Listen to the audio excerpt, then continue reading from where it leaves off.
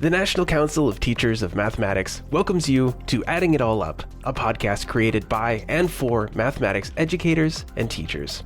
Join us each month as we explore current topics, insights, and emerging trends with thought leaders in the math community.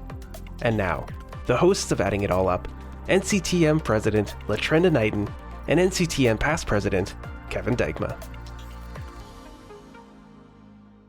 Hi, everyone. Welcome back to another episode of Adding It All Up. Today, we're diving into something that's not just about solving problems. It's about thinking how we solve problems. Metacognition in the math classroom. Metacognition, what a fancy word, right?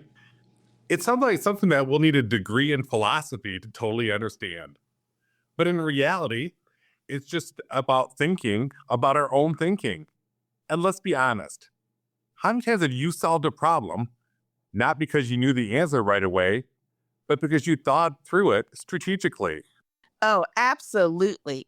It's like math isn't just about finding X, it's about figuring out how you think. Oh, that's pretty deep, LaTrenda. But seriously, metacognition, it's a game changer for students. It helps them understand not just what they're doing, but why they're doing it, and how to adjust when things don't go as planned. And we know that happens frequently in the math classroom for students. That is definitely true. For teachers sometimes too. So today we are in for a real treat. We are thrilled to have some incredible guests who've written an insightful article on fostering metacognition in the math classroom. They'll be sharing strategies, insights, and practical tips that every educator can use. We're also going to explore ways to adapt these strategies for diverse classrooms, because let's face it, no two teaching environments are the same. So without further ado, please join us in welcoming the authors of the Mathematics Teacher Learning and Teaching, we're going to call it MTLT for the rest of the episode, the front and center article, Building Students' Metacognitive Toolboxes, Sam Rhodes and Kelly Reigle, along with MTLT Editor-in-Chief, Angela Barlow.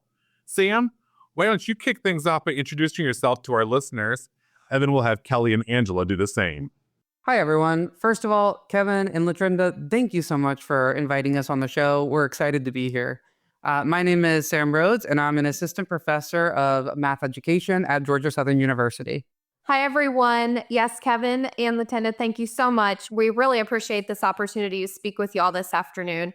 I am Kelly Reigle. I am the K-12 EC math coordinator for Union County Public Schools, which is a district just outside of Charlotte, North Carolina. Hi there, I'm Angela Barlow, and I am Dean of the College of Education and Professional Studies at the University of South Alabama. So I'm down here on the Gulf Coast where it's nice and warm. But I'm also the editor-in-chief for the journal, so I'm excited to have this opportunity to talk a little bit about a great article that's going to show up in this next issue. Thank you again for being here. Sam, how about we start with you? What inspired you to write this article? And what insights were you hoping to share with educators and practitioners? Great question. So I've always been a huge proponent of teaching through problem solving. But after giving my students really high quality tasks, I quickly realized that I didn't know how to support them in learning how to problem solve. And so to share one quick example, I was working with a 5th grade student, and it was a question about going to a grocery store and buying bread, milk, and eggs. And the problem had a table off to the side with a bunch of different items with their prices. And so the little girl started adding up all of the different items on the list. And so I walk over and I said, "Hey, would you please tell me about your thinking?" And she said, "Oh, I'm answering the question."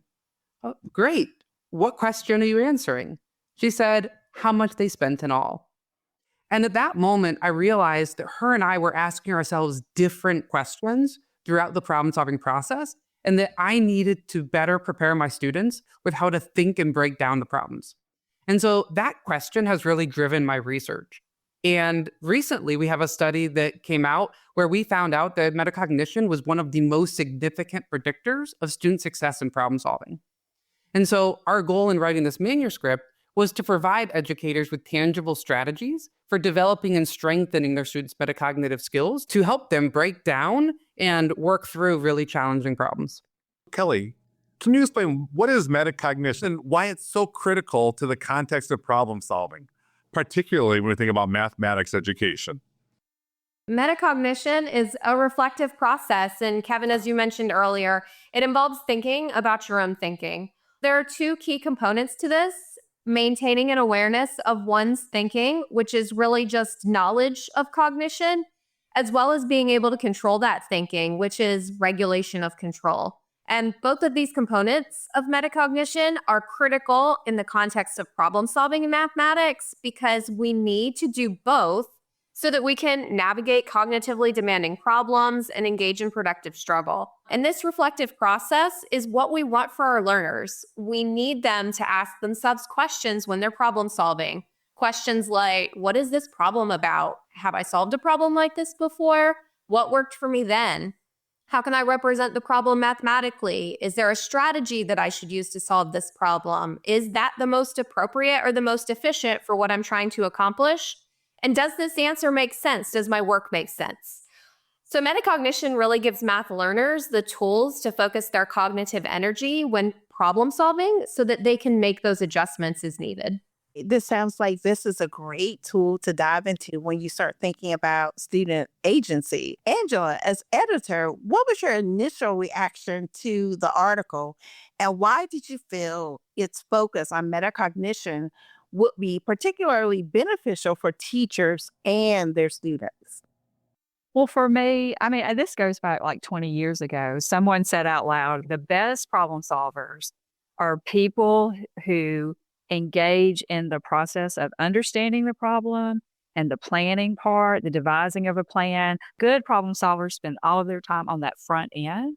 And that really runs in contrast to what I think a lot of the students think, or at least the students I've worked with.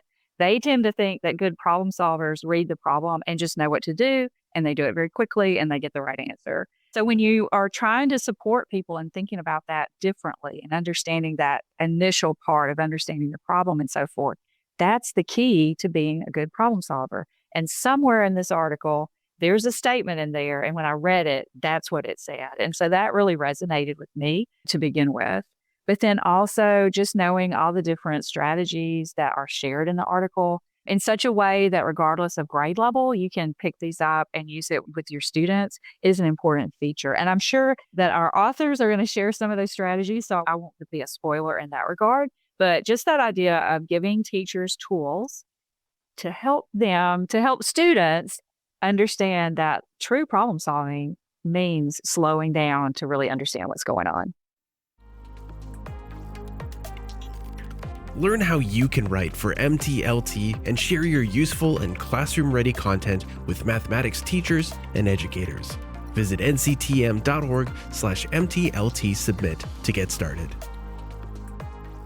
So let's dive a little bit more into the article. And we know it was just released, so our listeners can go in and read that. But if our listeners are here listening, they probably want to know what are some of those big key features of that. And Angela alluded to them a little bit ago. Sam, in the article, you talk about different strategies for fostering metacognition in students: metacognitive modeling, question generating, collaborative problem solving, metacognitive question cards and anchor charts, and then journaling. How can these strategies be adapted to support diverse classrooms and meet the needs of all students? Well, just as we all have different ways of thinking in diverse funds of knowledge, we also have different ways of being metacognitive and breaking down problems. And so one of the things that I often think about are toolboxes. I've seen lots of people's toolboxes they have in their garage, and they're all different. They have different tools, different materials, and it's all based on their experience level, their needs, and what they're trying to do and what projects they're taking on. And so I think the same goes with teaching metacognition. The toolbox is going to be different for every single student. And so we need to allow them and the students to co-design what goes in it alongside us.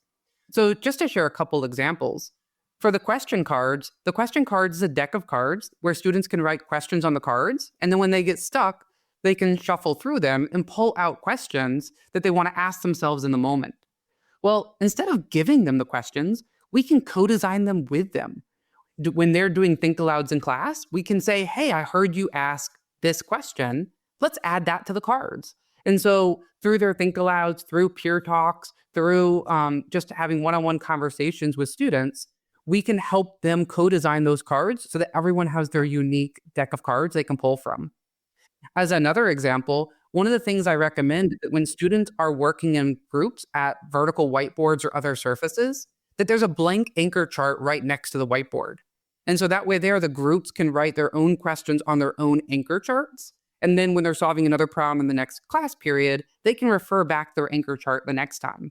And at the end of every single task, I would often encourage students to say, well, what did you learn from this problem? What questions proved to be really helpful? Can you add those to your anchor chart so that you can then refer to those questions again in the future? And so when we do that, then students aren't just repeating questions that I, as the teacher, came up with that may or may not mean anything to them. They're writing, reflecting on, and revising questions that are meaningful to them and that can support them in problem solving, regardless of what funds of knowledge or experiences they bring to the table. This is so exciting just to hear you talk about this. Makes me want to go find the classroom so I can go try some of these things out with someone else's students. So any listeners out there, you want to loan me your classroom, just send me an email and I'll go out to visit. Kelly, I have a question for you. In the article, you guys talk about 4 types of metacognitive questions: comprehension, connection, strategic, and reflection. How should teachers balance these different question types during instruction? There are 2 critical phases to problem solving, and the first is representing the problem, and the other is then actually solving it. And so we can see how these types of questions relate to those phases. When we talk about comprehension questions, we're really looking at understanding a problem and creating a mental representation of what's happening. Connection questions help us to tap into our background knowledge and our prior experiences to make mathematical connections that will support us in representing and solving that problem. Strategic questions assist us in determining what's going to be our course of action for problem solving. We're determining how to organize and execute a plan. And then reflection questions are really iterative throughout all of the phases and guide us to consider the reasonableness of our work and whether or not our process is making sense and is mathematically accurate. To come back to your question, balancing these questions is going to be really context specific as well as learner specific. With a class as a whole, a mathematics teacher is going to need to be aware of the demands of the problem they're posing to the class, as well as the global needs of the learners in the room. Different tasks might call for a greater emphasis on specific types of questions, and the needs of the learners in the classroom may also require that a teacher focuses on a particular type of metacognitive questioning when they're working with a given task or even a series of tasks. And similarly, when they're working with small groups of learners, or even when they're working one-on-one with individual students, a teacher needs to be aware of those unique needs and adjust instruction toward those question types appropriately. I am loving this conversation. I'm loving this focus on the student and recognizing not every student is the same and they all have different needs. And our job as educators is to continually grow our toolbox so that we can better meet the needs of all of our students. Sam, I'm sure it's not as easy as what you and Kelly are making it out to be today. You know, that we have our different strategies, the 4 different types of questions. When we put it into action, what are some of those common challenges that you've seen teachers face in implementing these strategies in their classrooms? And probably more importantly, how have you seen teachers overcome some of these challenges initially? I think one of the things that is hard in teaching is that the resource that is very limited is time. We never have enough time. And as Angela talked about earlier, in problem solving, what's really important is slowing down. And it reminds me of what Jennifer Limp often says of go slow to go fast. And I think that that's true here as well. We have to slow down at the beginning and take the time to listen to students' thinking. Take the time to understand their thought processes and then scaffold their questioning to help them understand that when we as teachers are asking them questions, we're not doing it because that's our job. We're trying to model that problem-solving process of how to break problems down and how to self-question and regulate. And so up front, it takes a lot of time to listen to the students, time to understand them, and time to teach and scaffold them what those questions are. But if we invest that time up front, then students' metacognition grows, then we save it in the long run because students will become more efficient and effective learners, and they'll be able to transfer and retain that information over time. And so once we see that happen, then the time that we gave at the beginning to really slow down and take the time in exploring those problems in a deep and meaningful way comes back, and we get it back in the end because we're able to start moving through content more efficiently, and students on their own are starting to develop and see some of those connections that we're hoping that they notice in the mathematics. I love that reminder to go slow initially so that you can go fast later on. And it's what those, it seems so counterintuitive.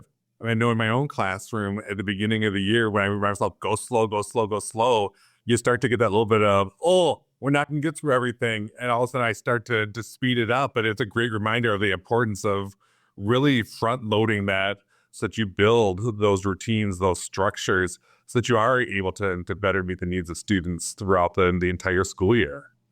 One of my takeaways from what Sam said was the investment. Investing in putting in that time at the beginning, because that's one of the investments I've learned that pays off for the students and for the teachers. So it's really important that we do that.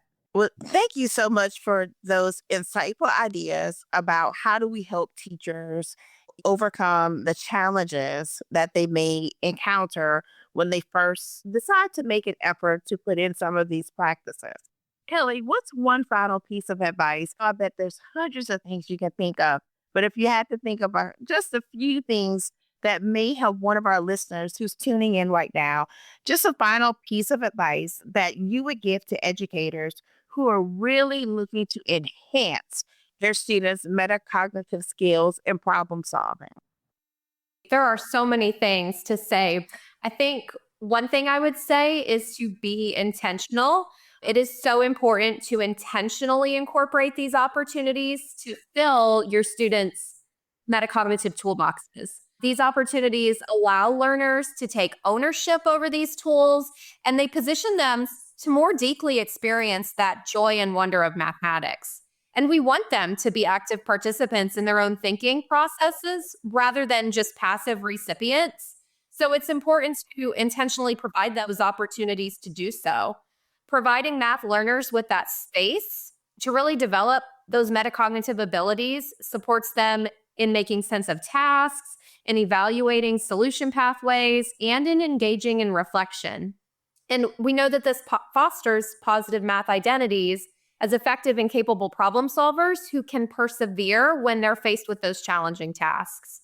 And so, LaTrenda, as you mentioned earlier, we really need to keep in mind that our goal is ultimately to give all of our learners agency over that problem-solving process.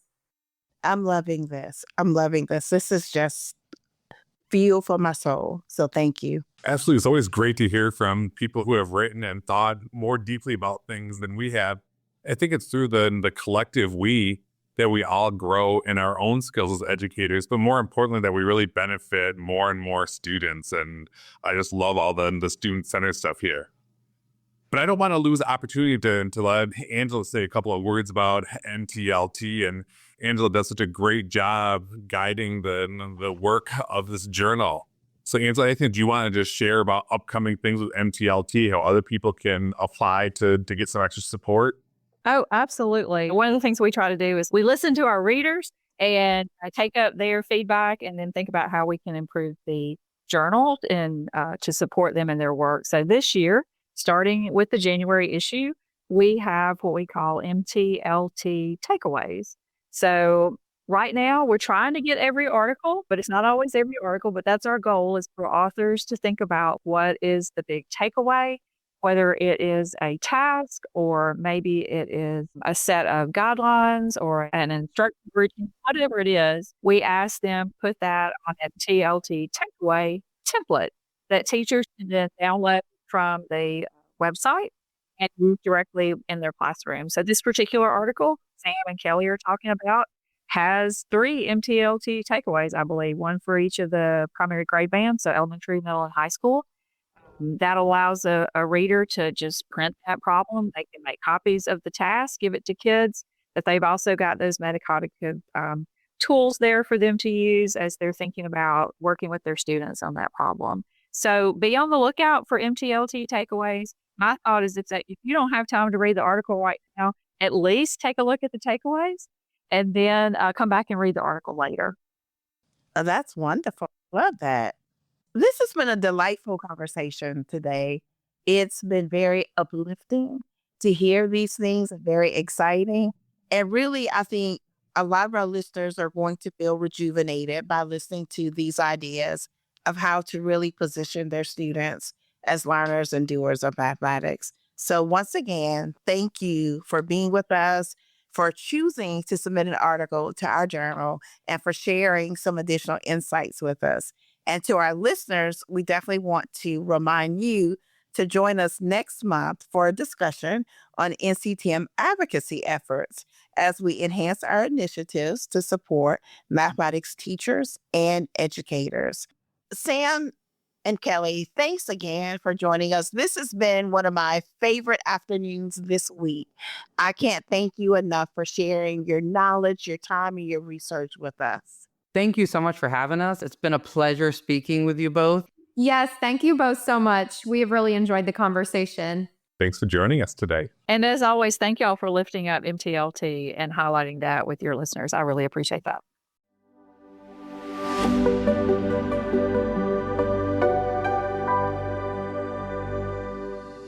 Thank you for listening to this episode of Adding It All Up. At NCTM, we strive to bring you the biggest topics happening in mathematics. Join us next month for another exciting discussion.